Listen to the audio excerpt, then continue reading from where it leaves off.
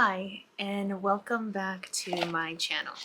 Do you remember the last time that you tried to embark on a passion project only to give up, not even halfway, not even a quarter of the way, but basically at the very beginning because you were so overwhelmed by all the steps that were going to be involved? You built up this gigantic cathedral in your head of all the possibilities of all this wonderful thing that it could be, only to not having done anything at all, then thus perpetualizing the concept in your head that you never finish anything and that you are a creative failure. Well, in this video, we are going over the biggest, most profound takeaways from New York Times best-selling book, and I just found out it was a New York Times bestseller. Actually, realistically, I've had this book on my shelf for like maybe 7 years, and I've been meaning to read it because everyone says it's so good, but I have not made the time yet until now. But anyway, the book is called Steal Like an Artist by Austin Kleon. And we are going to go over the 10 most profound takeaways from this book to help you get over that hurdle and really just finally start. Takeaway number 1 is the concept of stealing like an artist, is the concept of that nothing in this life is original whatsoever. Instead, even if you look at our genealogy, right, where we come from, we think about our mother and our father and how they are two completely different people who came together to make a unique individual that, yes, is a mix and a mishmash of those two, but is also their own person altogether. So when you look at that, and when you look at one other example from art school that is actually that Austin actually talks about in this book, is the idea that if you take a piece of paper and you draw one line horizontally and you draw another horizontal line right underneath it, what you see is not just two separate individual horizontal lines, but now you see the space in between that is created between those two horizontal lines. Those two are examples of what it is like when you take two seemingly unrelated things, steal them, so to speak, and put them together to make something completely new, completely unique, and completely all your own. So you don't have to feel unoriginal, you don't have to feel like an imposter, you don't have to feel like a fraud, because you are taking inspiration from anything and everywhere around you. Another good takeaway from this section of the book is the idea of garbage in, garbage out. That, to me, I almost didn't want to read that section because I thought it was going to sound too preachy, you know, like beware of like your media intake and what you watch and all of that stuff, which is valid, which is true. I personally am always like stubbornly of the belief that I can dictate my own mind, and just because I consume something doesn't mean I'm automatically going to believe it. But unfortunately, the truth of the matter is that a lot of us do end up kind of siphoning the energy of the things that we are surrounded by and the things that we consume every day, as individually minded as we all like to think that we are. Anyway, garbage in, garbage out. The sentence that I underlined from here was, hoarders collect indiscriminately, artists collect selectively. They only collect the things they really love. So this is encouraging you, this is encouraging me to be really selective with the things that you choose to have around you. The movies, the books, the music, of course, the people, but also the inspiration that you take from everything in your life are all different parts of things that interconnect in different ways that lead you to the inspiration to create your own thing. Another, and this is probably the biggest concept that I really enjoyed from this particular section of the book, is the idea of like creating your own creative family tree. So think about someone whose work that you really admire, someone that really inspires you, someone that you look at and you think, man, it would be really cool to make, their kind of work or work like they do. Now, take that person, take the work that you know that they do, and look into the people that they admire and the people that they look up to and the people that they're inspired by. And if you want to, go even one step further and look at the people that those people admire.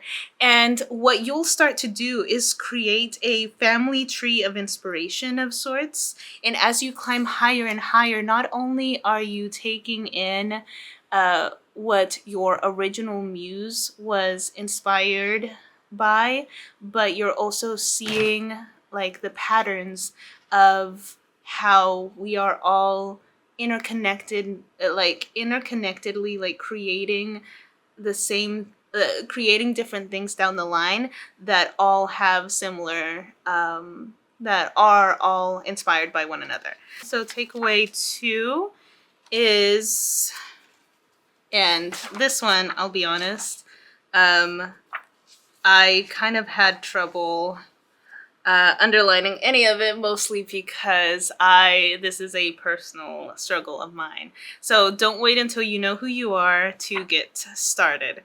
So there's the infamous phrase, fake it till you make it. And there's 2 ways. Austin Kleon says that there's 2 ways to look at this. Pretend to be something you're not until you are. So basically, fake until you're successful, until everybody sees you the way that you want them to, or pretend to be something until you actually make something. I'll be honest, I don't ever actually know I don't ever actually know if I can resonate with that completely, even though I understand exactly that what he was trying to get at is that the idea that you can start out becoming a phony until you become real. I think about like this, and this is a really random example that just popped in my head. The story that they used to say about Scooter Braun, the music producer, about how like he got into like knowing all of these like famous celebrities and different things like that, and like working with them and producing with them, is that he would like rent out like cars and suits and go to the like same nightclubs and the same scenes that everybody else went to, even though he was nowhere near in the same tax bracket and had no business being there otherwise. But he sort of just like, showed up where they showed up, and by faking his way in knowing that he was worthy and being amongst them, he sort of like manifested his own future in that way. That's one of the takeaways that I took from this. I don't personally think that it's one of the more profound takeaways, but let me know in the comments if you resonate with the whole idea of fake it till you make it. That's a very controversial one for me. Let's move on to a third one here. This one I actually like a lot and have resonated with a lot of this one in my life, is write the book that you want to read. Or, as Austin Kleon says in the book, all fiction is in fact fan fiction. So, if you've ever watched a TV show, if you've ever watched a movie, or better yet, the sequel of a movie, and you walked away from that movie thinking, they could have done it better by doing this and this and this, or I would have changed the plot by doing this, or the music score would have been better if it would have been more like this, then guess what? That is your own personal inspiration to go make your own version of that shit yourself. He says, write the kind of story you like best. Write the kind of story you want to read. The same principle applies to your life and your career. Whenever you're at a loss for what move to make next, just ask yourself, What would make a better story? And I love that because it moves everything over. It takes the seriousness out of life for a moment and just puts it in a narrative of storytelling and just thinking about your life in a set of what would make a better story if none of this was real, if I could create it in any way that I want to create it, because a lot of times we feel powerless in our own lives, right? If we just thought of this as a story that we wanted to facilitate ourselves the exact ending that we wanted, the exact sequel that we wanted, how would we change it? So, yeah, think about your favorite work and your creative heroes. What did they miss? What didn't they make? What could have been made better? And if they're still alive, would they still be making it today? Like, I'm sure that you have your favorite artists, your favorite musician, that, again, even as much as you love them, or maybe because you love them, you critique a lot of their stuff. So go make your own shit. Do the work that you want to see done, is the final line in that chapter, and I love it so much. The next takeaway is the secret to it all, as simple as it seems, is doing good work and sharing it with people. So, conceptually, it's acknowledging the fact that in the beginning, obscurity is really good. It's the idea of thinking back when you were in college, right? And you were literally paying people to pay attention to your ideas, i.e., your professors, i.e., your classmates, and knowing that, well, not knowing at the time, but knowing now that, like, the minute that you get out of college, you'll never have that kind of captive audience ever again. So, in actually starting to see that as a good thing, starting to see the idea that, like, because no one's going to pay attention to you, you have to enjoy the obscurity while it lasts and be able to embrace the messiness of all the beginning and know that 9 times out of 10, nobody's going to watch it anyway. The next takeaway from Austin Kleon's book, Steal Like an Artist, comes from the chapter of Build Your Own World. And that is find joy in your temporary captivity. So nowadays, with the internet and distractions going around 24/7, it's actually a really rare moment in time that you can sit down and be in your own quiet. There's a quote in the book itself from Franz Kafka, and he wrote, "It isn't necessary that you leave home. Sit at your desk and listen. Don't even listen, just wait. Don't wait. Be still and alone. The world will offer itself to you."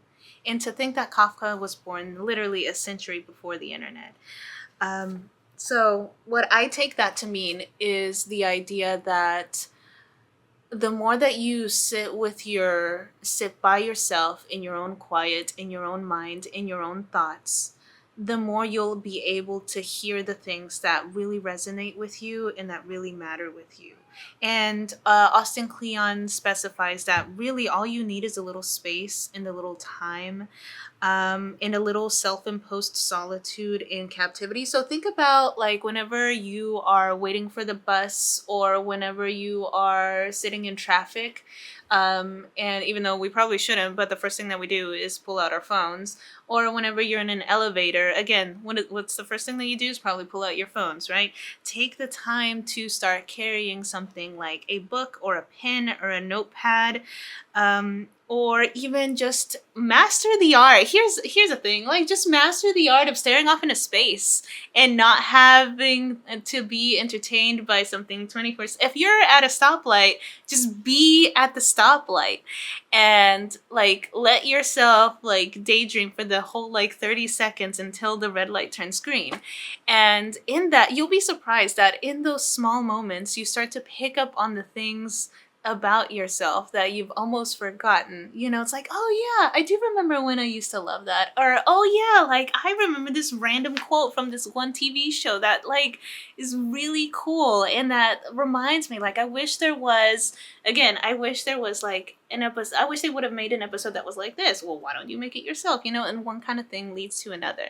But I find this to be one of the most important things that is not talked about often enough is embracing solitude and embrace. Those are my cats, by the way, in case you hear that. Is embracing solitude and finding joy in your temporary captivity, wherever it may be. Next point is simple, straightforward. Leave home. I know that we just talked about temporary captivity, and while those small moments are important, you have to know that and I'm just going to read a quote from the book itself. Distance and difference are the secret tonic of creativity. When we get home, home is still the same, but something in our mind has been changed, and that changes everything. Because at some point when you can do it, you have to leave home. You can always come back, but you have to leave at least once. What I've found true about the statement in this chapter itself is that your brain gets too comfortable in your everyday surroundings.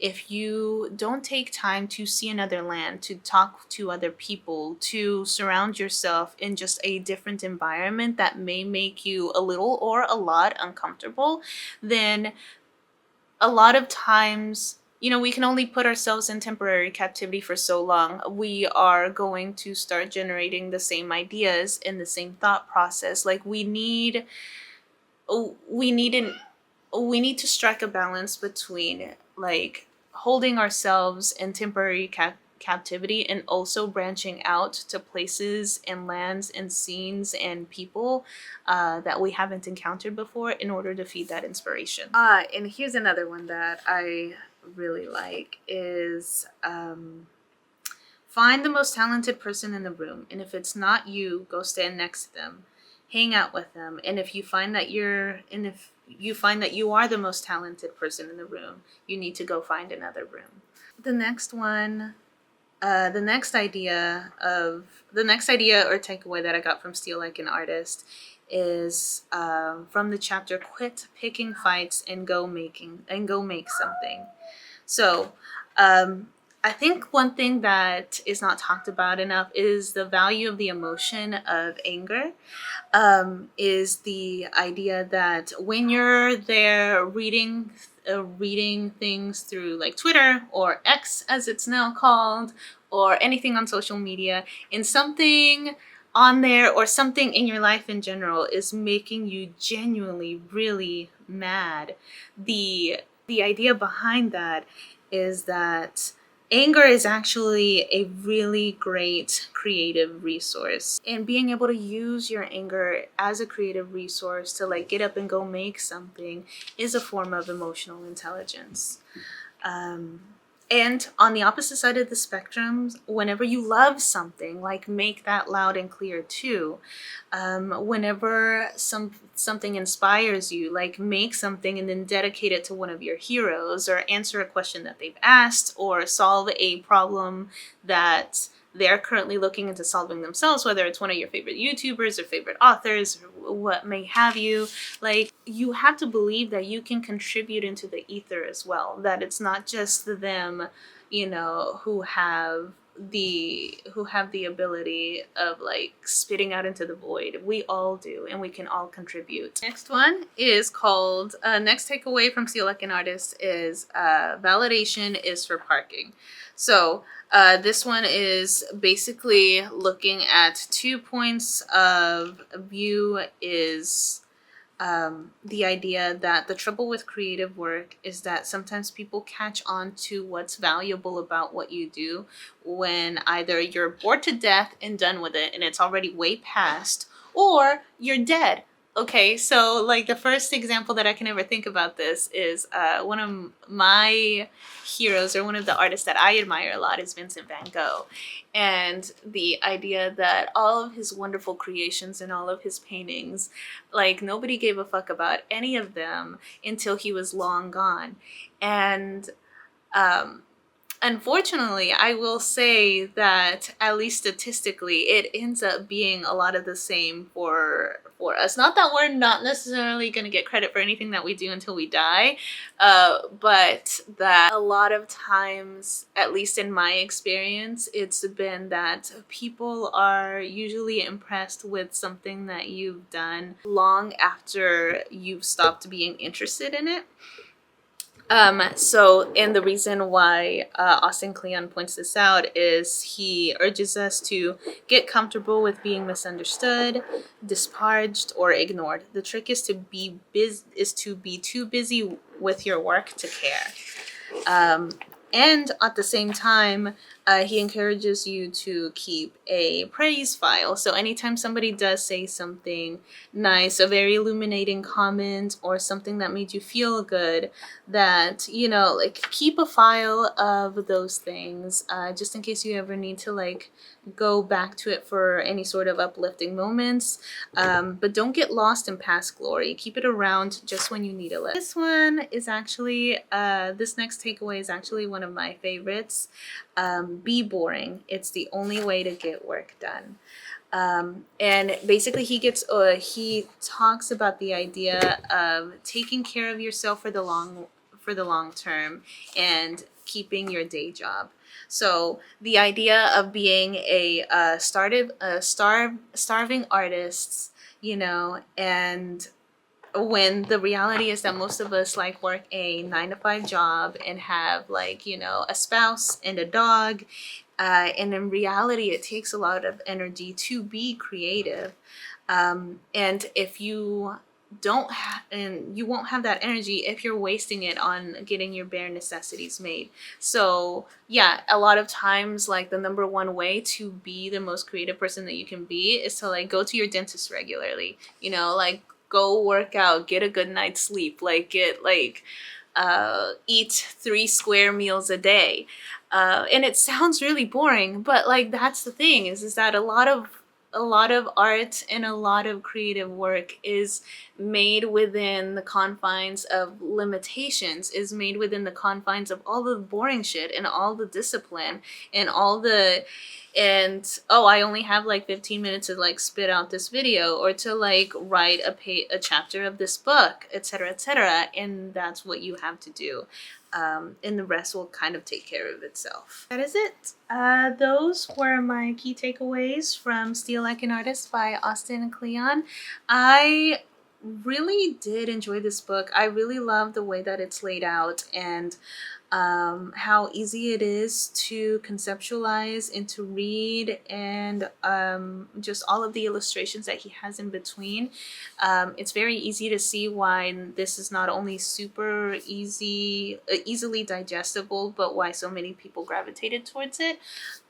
So yeah, let me know if you've read this before. Let me know if there's any part of the book that resonated with you, that I didn't cover in this video, below in the comments. And thank you so much. Talk to you later.